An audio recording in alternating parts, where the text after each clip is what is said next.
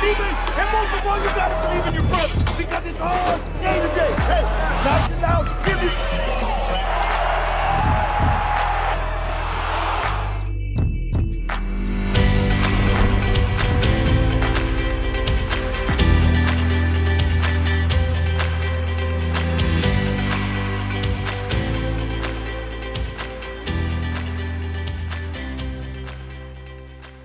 Without further ado, I am going to introduce some of the panelists today. I want to introduce a couple of my favorites. So first we have Miss Lydia Lee.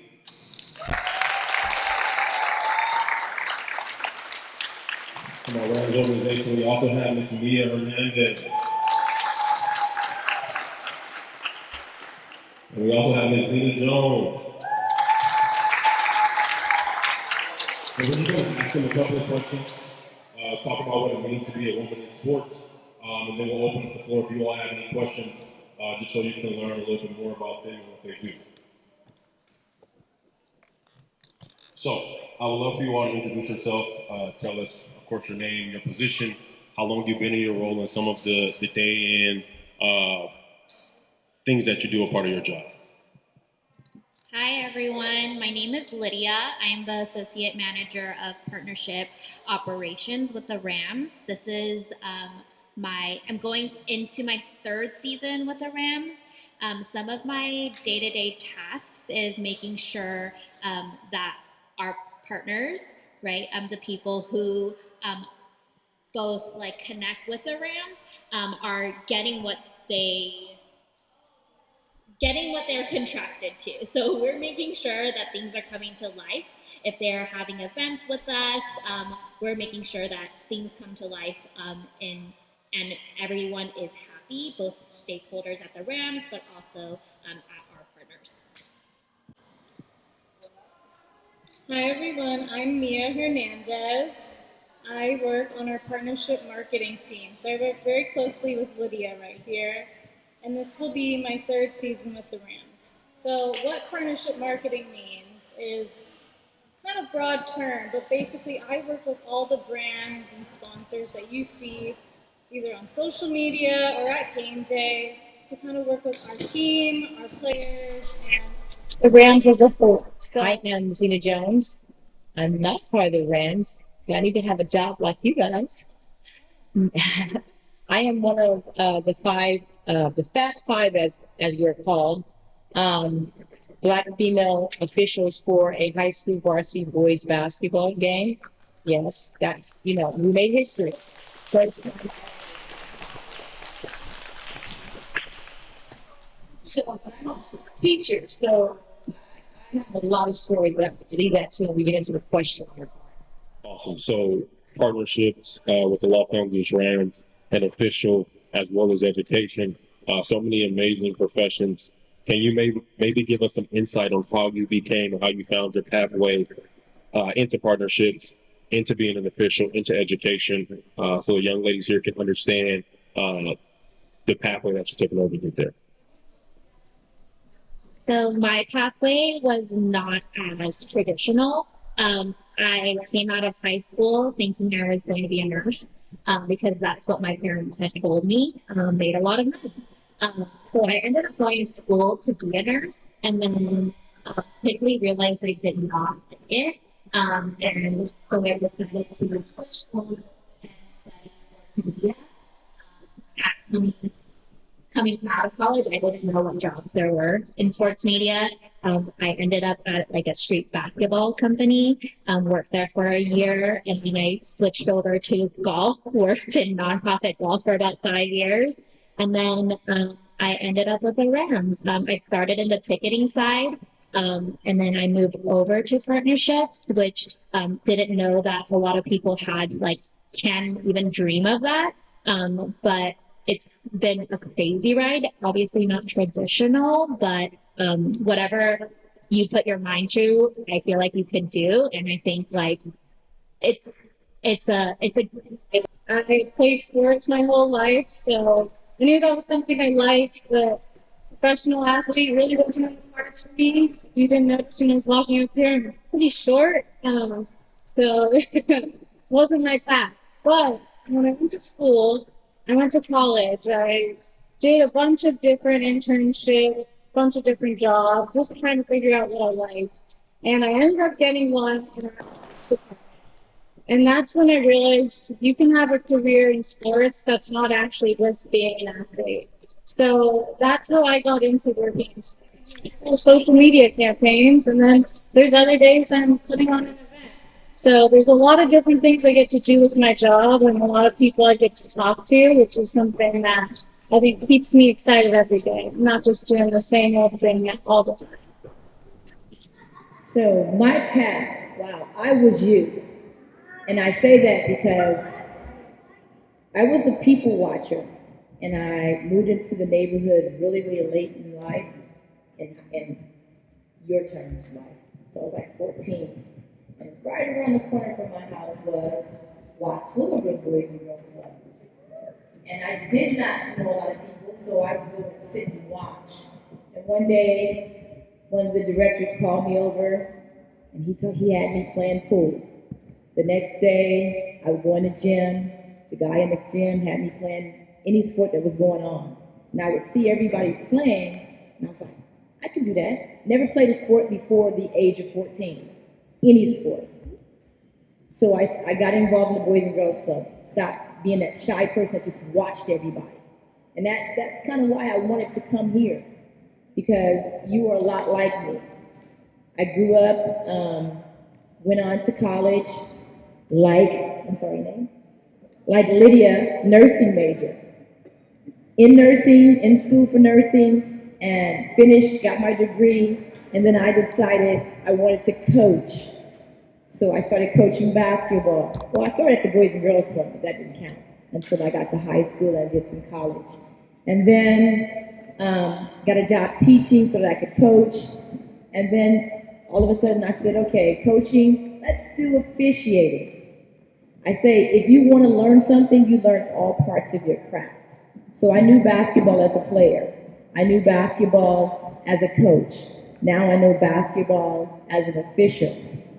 Then my friends go, you should try football. Now I love football. In our gym at our club, we didn't have a field. We played sideline pop, which is, football. You catch the ball, you run, you get hit out of bounds. That's where you end the play in the Boys and Girls Club. I played with a bunch of guys, of course. Of course I did. But football, that's how I learned football. And then I became a football official. 5 years in, first year in, Keith Goldberg. We're going to do an all-women's group. We're going to do an all-women's crew. We're going to get an all-women's crew. And then lo and behold, he gets it done, and here I am today.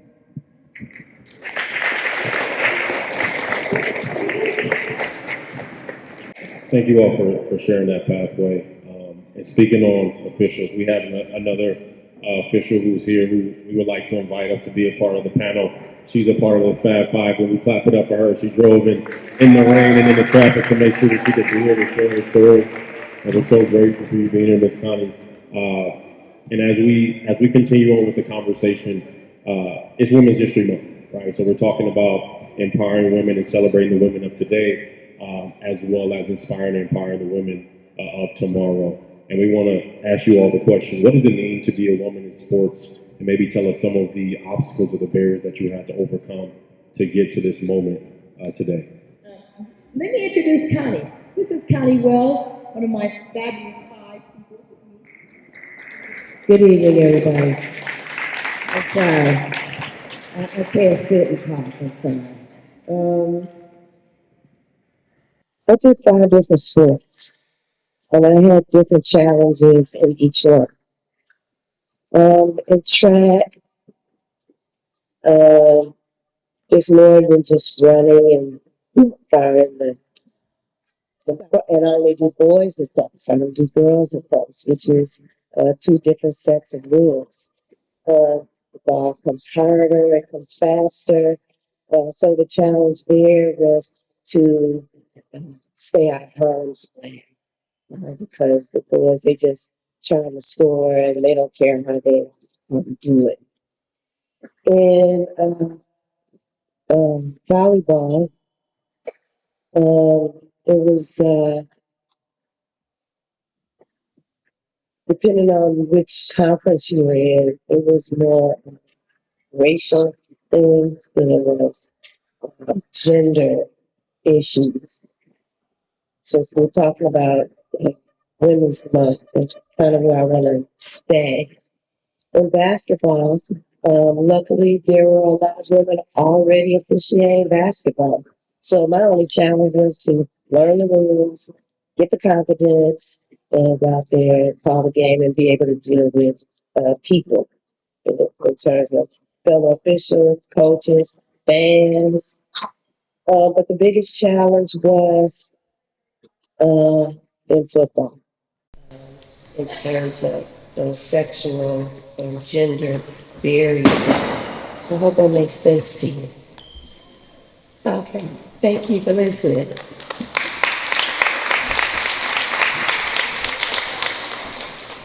So I don't know if you guys can tell. Growing up at the Boys and Girls Club, I gained so much confidence because before, there's no way I could talk to anyone. I would be the quiet mouse. But once I grew up and started making my voice heard, I'm very opinionated now. So it doesn't matter. I just exude confidence. So I step onto a court, or a field, I knew nothing like about football. I knew I could catch the ball, I can throw the ball, I'm good. But because I exuded all this confidence and I've been refereeing basketball for so many years, football just became my playtime. I got excited when it was time to go ref a game. If I didn't know a rule, I'd be the first one to ask. I'm not shy about asking what I don't know. If I don't know something, the only way I'm gonna learn it is to do it or get some information about it. I'm still learning. I'm 5 years in and I'm still learning. And the best part about it is, if you're not learning every day, you're not growing every day. So I expect to learn something every day, no matter how old I get, what I'm doing, I'm learning something. Football was, this year, it was a surprise to see that it was so important and so well received, that football game that we speak of right now to this day. I didn't think it was a big deal. I didn't. When I got there and I saw all the cameras and the people and all the people came out to support and stuff like that, I was like, wow. I was not prepared for that. I was prepared for the football game. I prepared the same way I do every time. So, getting in the rules, learning the rules, trying to interpret them and know which rule to apply for which instance or instances. So that's basically what I do. The biases and all that stuff, like I said, when I came, we were welcome.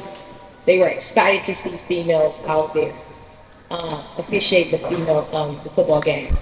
But for the most part, I'm just me, so I exude me. I step up to any challenge, and I want you guys to start thinking like that.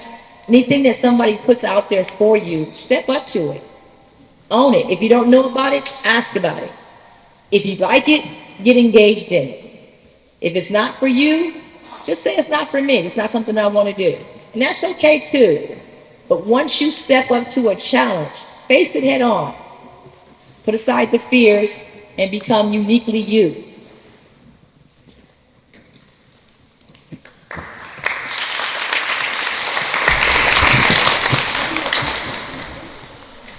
That was really good. Hard to follow these two ladies. But in line with them, being a woman in sports is very powerful. Being a woman as a person is just very powerful. You're going to be in a lot of rooms where people are going to question you.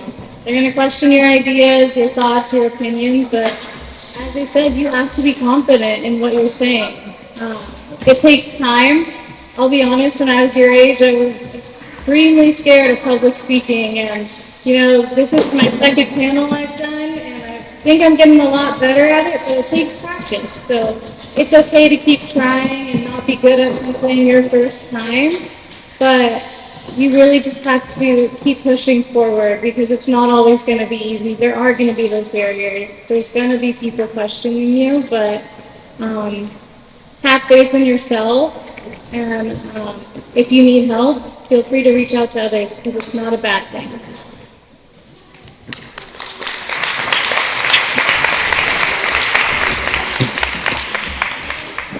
I think for me, the biggest barrier was I didn't really see people who looked like me working in sports, which is why I didn't think it was, it could have either, like, I didn't know that it could happen, right? A lot of my parents and like their friends, whenever they ask each other like what I do, they don't know still. It's a barrier in itself, I think, and from a cultural perspective, but also like Nia and these ladies were saying, like they question you because you're a woman in sports and they're not used to that, but they have to. I mean, it's 2023, right? Like women, like females are in football, and it's empowering. And if you doubt yourself, then you're like, it's so hard to do it if you doubt your own self, right? So have that confidence, and people who are literally leading the way before us are the people who like we should be thanking. That's awesome. We talk about representation mattering, and we appreciate you all being, strong women who are in your individual fields, and being that representation for younger women to see and be able to dream about being in your position one day. We talked about being confident, talked about putting in the work, and that's how you overcome barriers, right? By being prepared and making sure that you believe in yourself, even if no one else believes in you. If you believe in yourself, you can accomplish so much, and that's so important. And our last question here, we appreciate you all for paying attention and being attentive.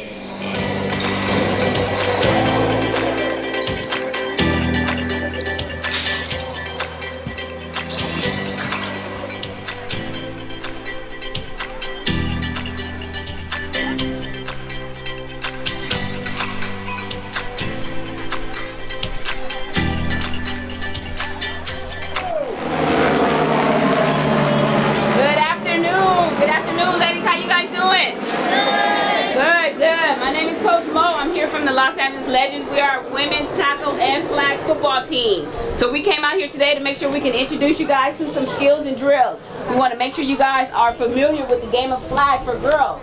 It's growing right now. It's growing in all the states. We want to make sure you guys can take advantage of it. How many of you guys like flag football? Raise your hand, raise your hand. Everybody hand up. Everybody hand up.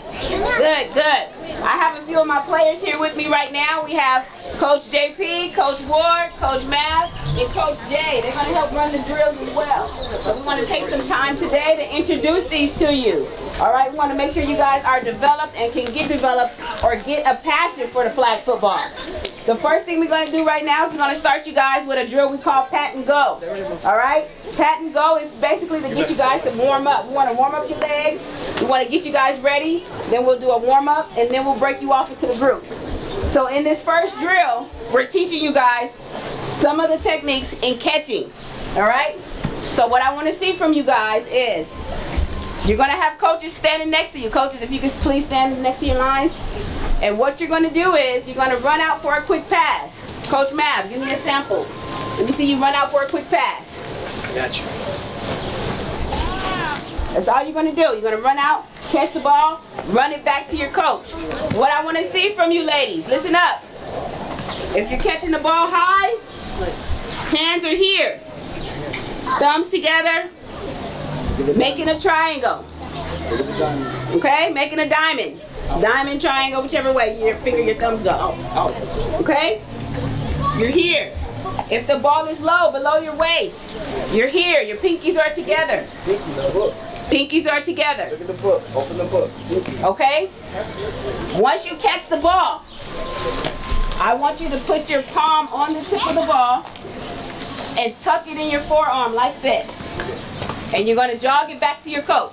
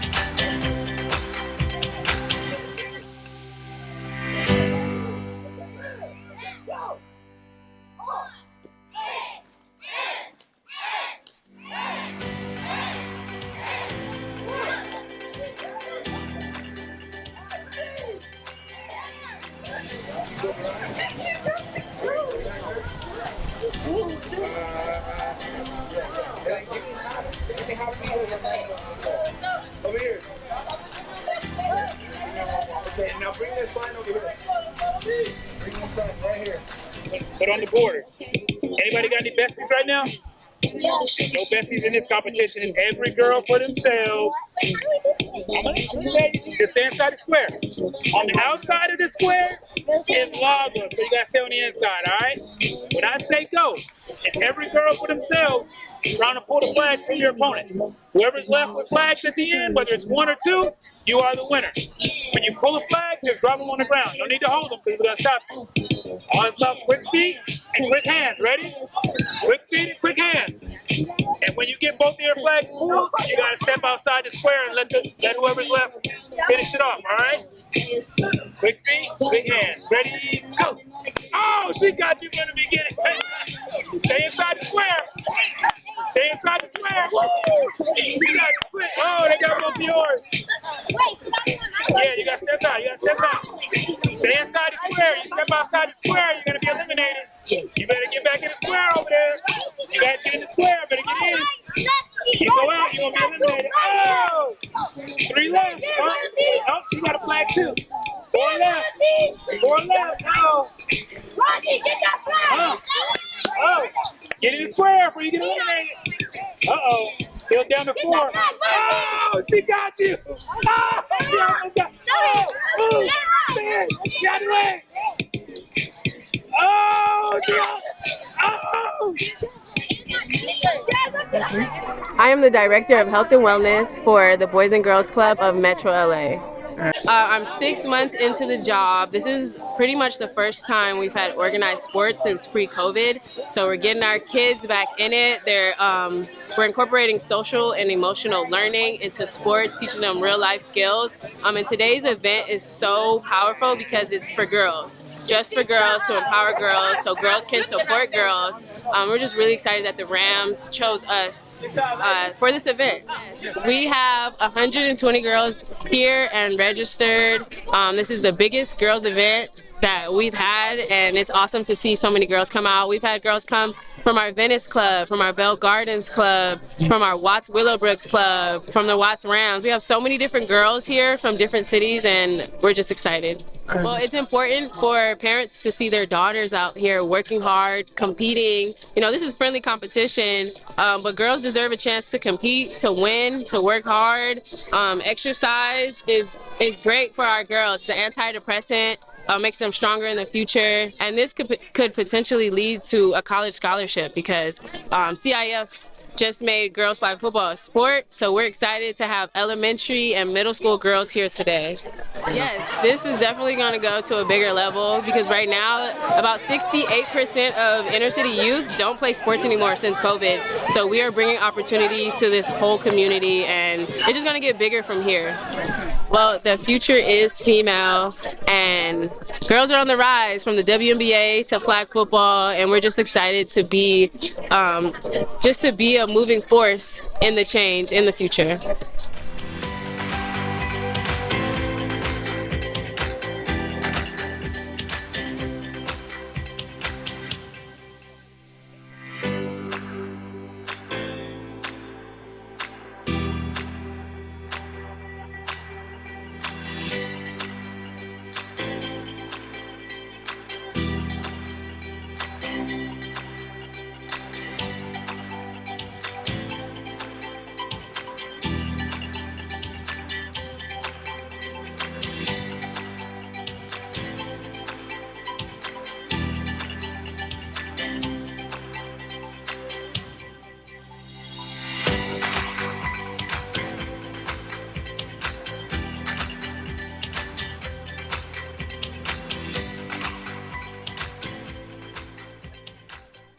Absolutely, yeah. So we're excited as the Los Angeles Rams for this Women's History Month. We'll kick off our Women's History Month flag football clinics, as well as our women in sports panel discussions.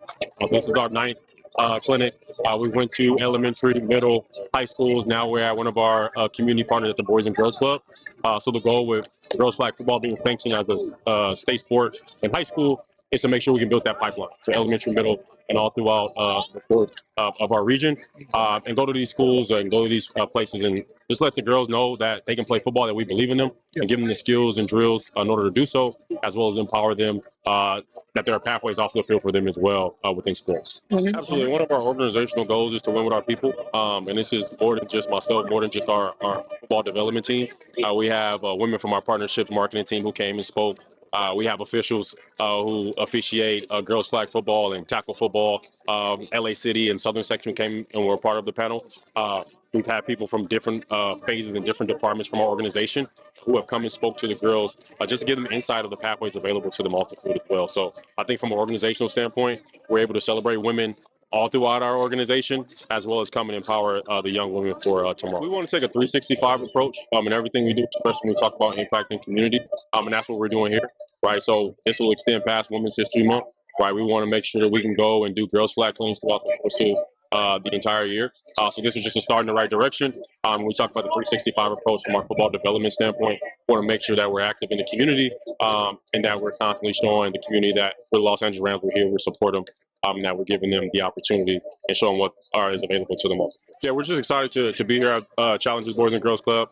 We're thankful to our partners, Nike, who supported USA Football, Gatorade. We're thankful for their support and everything that we're able to accomplish. It wasn't just the Los Angeles Rams, but just the support of so many people who believe in girls flag football, believe in the girls here, and we'll continue our efforts throughout the course of the year.